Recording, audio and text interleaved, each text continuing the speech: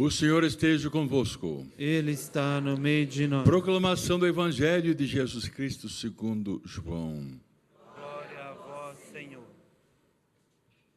Naquele tempo, Jesus partiu da Samaria para a Galileia.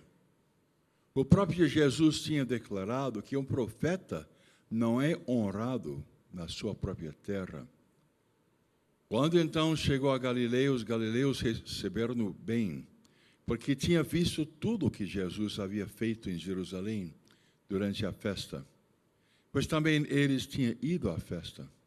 Assim Jesus voltou para Caná da Galileia, onde havia transformado a água em vinho.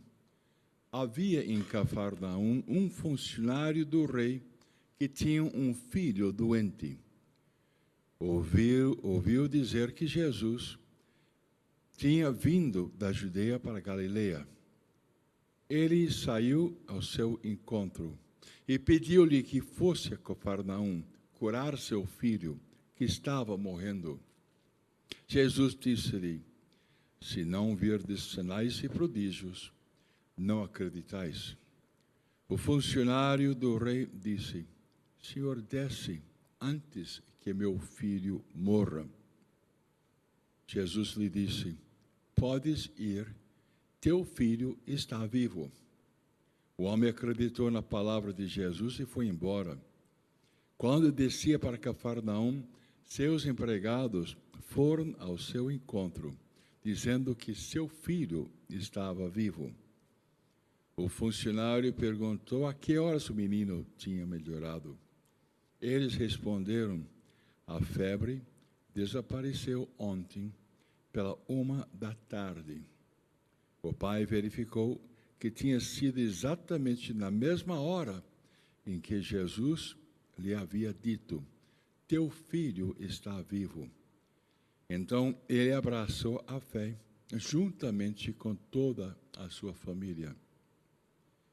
Este foi o segundo sinal de Jesus. Realizou-o quando voltou da Judeia para a Galileia. Estas são as palavras de salvação. Glória a vós, Senhor.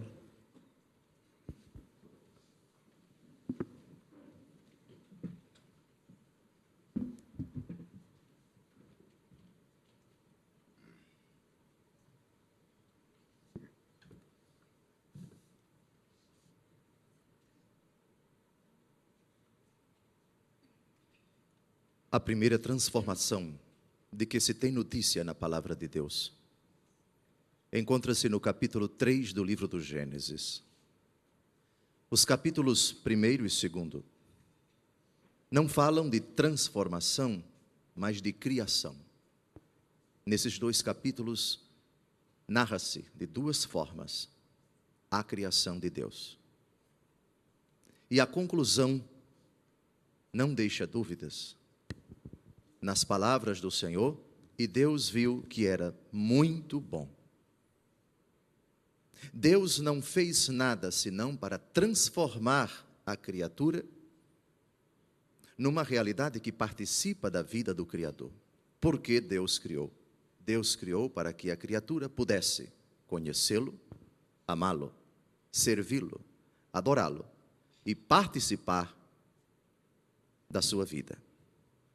Não por acaso, o penúltimo capítulo da Bíblia, o capítulo 21 do Apocalipse de São João diz: eis que eu faço novas todas as coisas.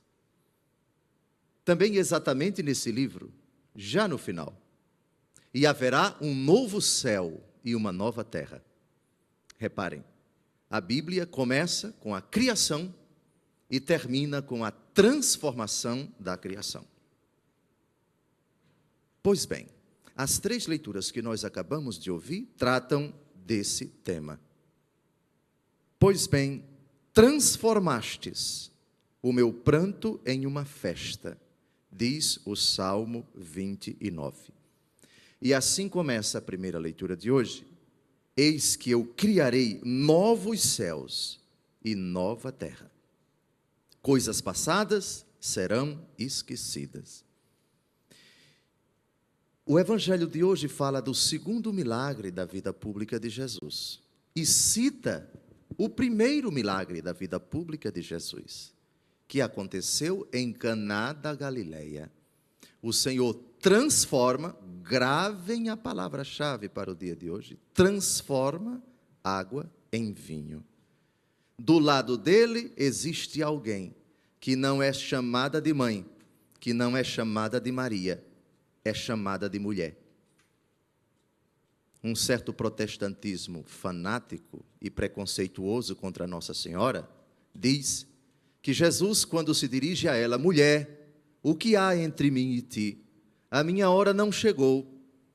Desconhece que quando Jesus chama sua mãe de Maria, de mulher, está dizendo, nova Eva, o que existe entre nós?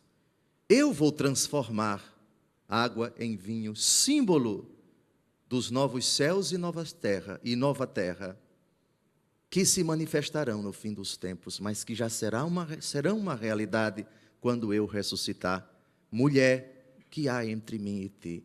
A intenção de Jesus é chamar a atenção de todos os presentes e de todos os leitores da Escritura.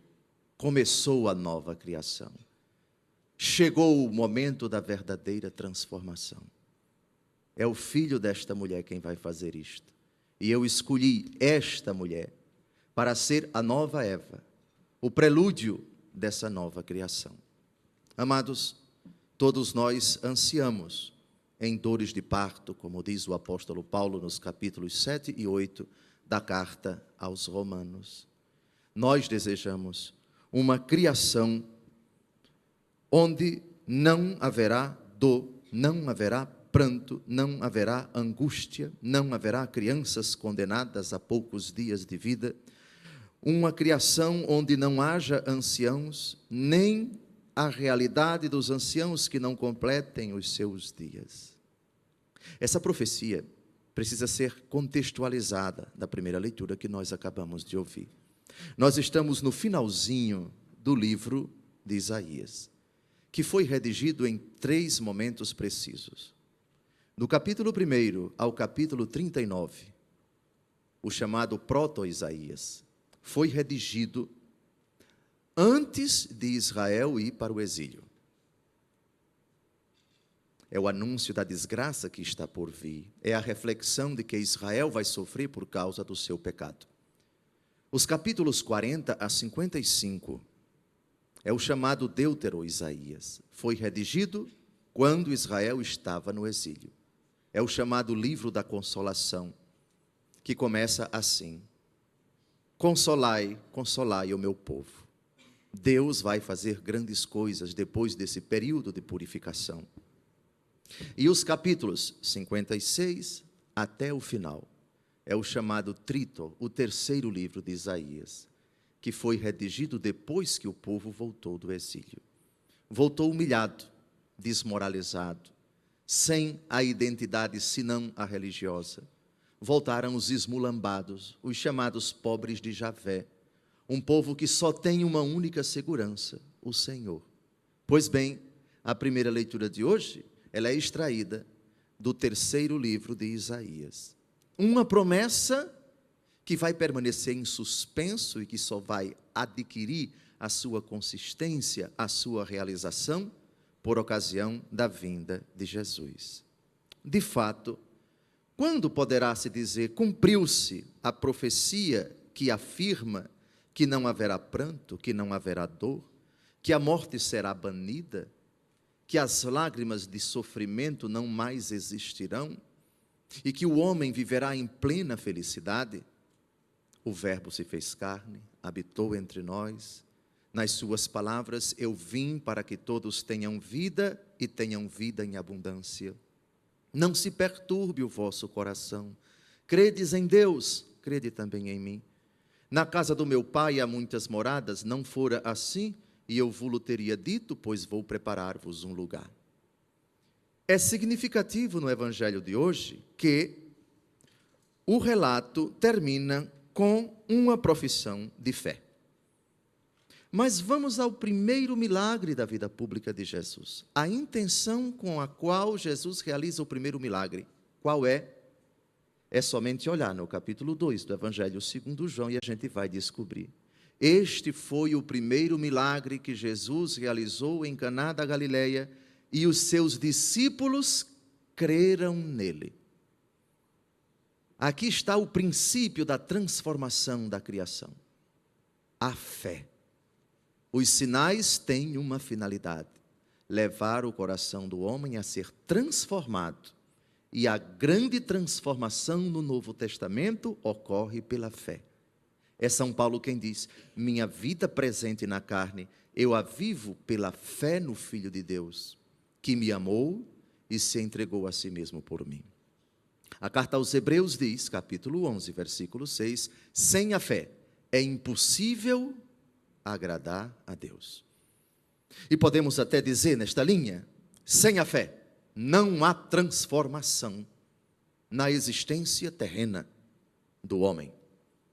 Porque a fé transforma o coração do homem das trevas para a luz, da desgraça para a graça. Sem a fé é impossível agradar a Deus. Sem a fé não há verdadeira transformação. O que há é uma transitória, é uma aparente mudança, mas transformação no sentido do segundo domingo da Quaresma. Quem se recorda a grande transformação que aconteceu no monte que a tradição chama de Tabor? Jesus leva consigo a uma montanha alta Pedro, Tiago e João, e na presença deles se transfigura, se transforma. Antecipa-se ali no monte aquilo que haveria de ser Jesus após a sua ressurreição. Essa transformação enche de alegria Pedro, Tiago e João, e o primeiro, sem saber o que estava a dizer: Senhor, é bom estarmos aqui. Quereis que construamos 3 tendas, uma para ti, outra para Moisés e outra para Elias? Ele não sabia o que estava dizendo. Pois bem, amados, o cumprimento da profecia, da primeira leitura que nós acabamos de ouvir, é aquilo que nós escutamos no Evangelho. Todavia, Jesus faz uma censura que precisamos não esquecer. Se não virdes sinais e prodígios, não acreditais. Isso nos faz lembrar as palavras que ele mesmo pronunciou a Tomé: porque viste, creste. Bem-aventurados os que não viram e creram. Por isso é feliz o Senhor que está na UTI e não viu a sua cura e talvez não veja, e continua a acreditar em Jesus. Por isso é de elogiar o coração daquele que passa por privações e não vislumbra num futuro próximo, nem distante, a mudança, talvez financeira ou existencial ou familiar, e continua a acreditar em Jesus. Já foi verdadeiramente transformado, já foi verdadeiramente transfigurado. Senhor, desce antes que meu filho morra. Podes ir, teu filho está vivo. E ele abraçou a fé junto com toda a sua família. Uma transformação coletiva. Eu sou chamado a crer em Jesus e, portanto, a mudar, a transformar a minha vida, e sou chamado também, quebrando os grilhões, os obstáculos, as dificuldades que existem dentro da minha casa, a ser sinal, a ser contributo para que outros também, pela fé, sejam transformados pelo poder curador, pela graça redentora, pela força santificadora de Jesus. Ajude-nos, o Altíssimo Deus, a sermos transformados. Transformastes o meu pranto em uma festa, por isso eu vos exalto, Senhor, porque me livrastes. Creio em vós, e é nessa fé que quero que a minha existência terrena seja transformada e, ao deixar esta vida, eu seja transformado num cidadão do céu, para morar convosco, para habitar convosco para sempre, ali onde existirão novos céus e nova terra. Louvado seja nosso Senhor Jesus Cristo. Para sempre seja louvado.